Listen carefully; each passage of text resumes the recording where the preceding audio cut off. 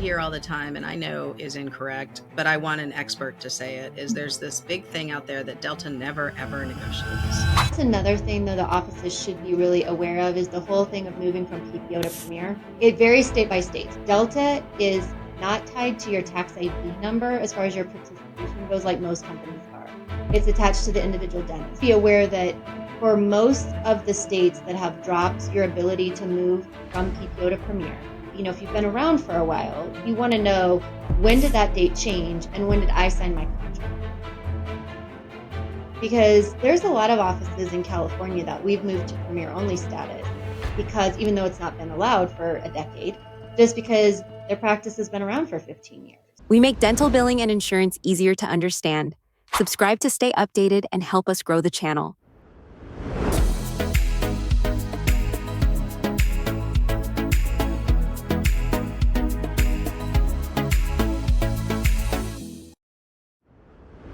It's just an ongoing thing, every couple months, like you said, we're getting a new one of them. And really, Delta's the only one left. If you want to be with Delta, you sign a Yeah. contract. There are not shared network agreements, but pretty much everybody else out there now has shared network agreements with at least some of their networks. It may not be all of them, but at least some of them.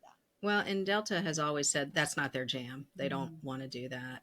And the one thing that I hear all the time, and I know is incorrect, but I want an expert to say it, is there's this big thing out there that Delta never ever negotiates. And I'm pretty sure that's not true. I know it's not true because I hear all the time from audience members who are very happy to speak up and say, no, that's not true. I just negotiated this. And you could just see the what looks. But where is that came from, that Delta never negotiates? And Well, it is very rare. We okay. rarely see Delta negotiating, and they certainly are not doing negotiations in any market that they don't have to. Yeah, of There's going course, to of be a course. pocket where if they're short of providers, or sometimes it's just really good timing of an office where, let's say that 3 offices in their area just dropped and said, we've had enough, we're dropping. It might just be really good timing. And they're like, okay, we can't lose another provider. There's certain circumstances, but it is rare. We rarely see Delta.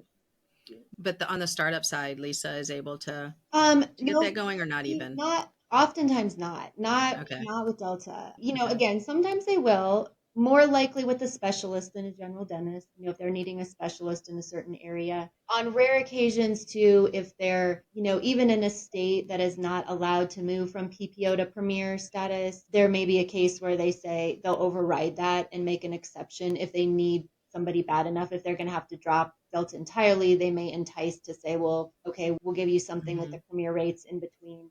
That's another thing, though, the offices should be really aware of is the whole thing of moving from PPO to Premier. It varies state by state. So there's lots and lots of people out there who will either say, no, you can't be Premier only, or people who are adamant that you can be Premier only. Well, hold And on it a just second, Sandy. depends. Hold on a second, because Yeah. this is something that maybe if you're a new dentist or a new manager, you're not familiar. So with Delta, there's different levels. Premier is sort of like the grand tier, the grand old tier of Delta, where higher fee schedules. Typically, those doctors have had those fee schedules for a long time, and there's some states where you can't even get new Premier fee Right. schedule, or is that pretty consistent now across the country? No, there's some states you can and some states you cannot.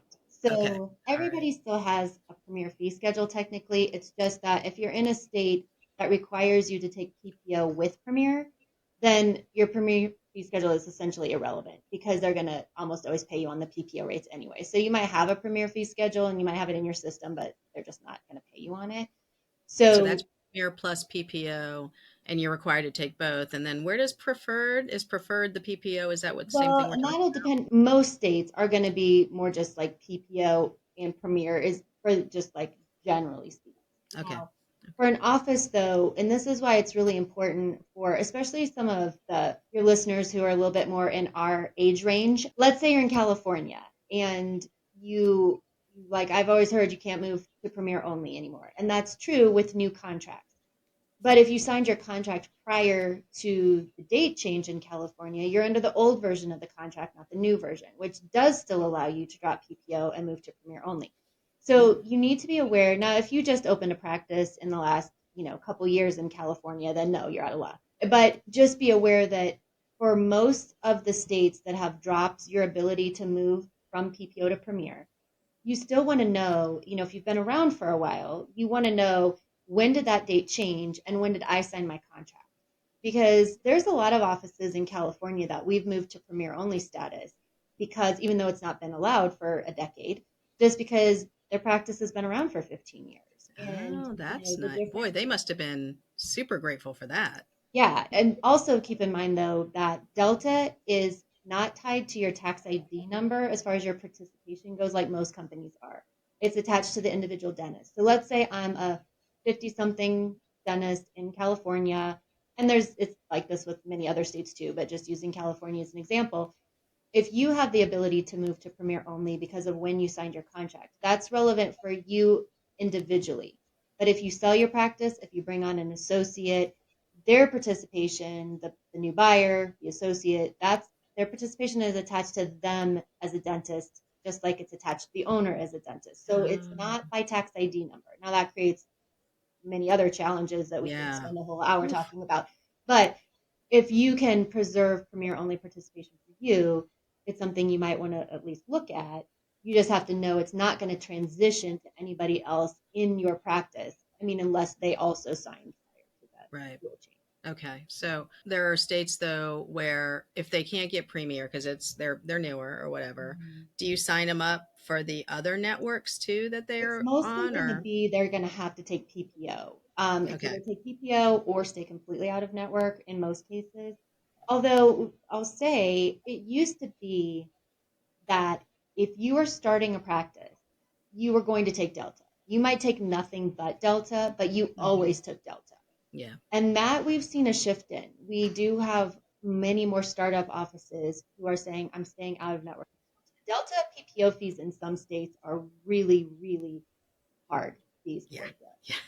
So, offices who are or dentists who are saying, I'm going to keep my associate position 1 day a week and not take Delta instead, just as a way to have, knowing they're going to have slower growth by not taking Delta. But we never used to hear that ever happening. So, Yeah. people are being more selective now. One thing I wanted to go back to that you asked me, and then I kind of jumped over to a different topic. You asked me about the shared network agreements. What about the reverse? If you are Yes. trying to drop something and you're trying to move it to a third party, what if they don't pick up? And so I think there's some good disclaimers we should, talk about with that, is that when you have a direct contract, that's your written guarantee. That's how you know you're going to be a network. You know you're going to be a network with all of their networks. You don't have to wonder, no gaps in participation. That's the easiest, simplest way to participate, and really the preferable way. If we Hmm. can get a good direct contract, we would always prefer to put people still in direct contract. Absolutely. But then there's a question of, well, what if a shared network agreement is substantially higher and this insurance company is not willing to negotiate? So then if you're like, well, hey, I can't make the direct contract work anymore. I've already decided I'm getting out of that. The fees are just not workable. But if that company were to be picked up by a higher paying shared network agreement, are you okay with that? If you're not, you have to do the opt out thing we already talked about. But Hmm. if you are okay with that, you just have to know that there are no written guarantees with any third party. So nobody's promising you anything. So Right. you just have to know going into it, there is nothing in writing that says any third party administrator has to pick you up. If you learned something new today, subscribing is the best way to support the channel and keep learning with us. Would you like to hear more? Follow the link for the full episode.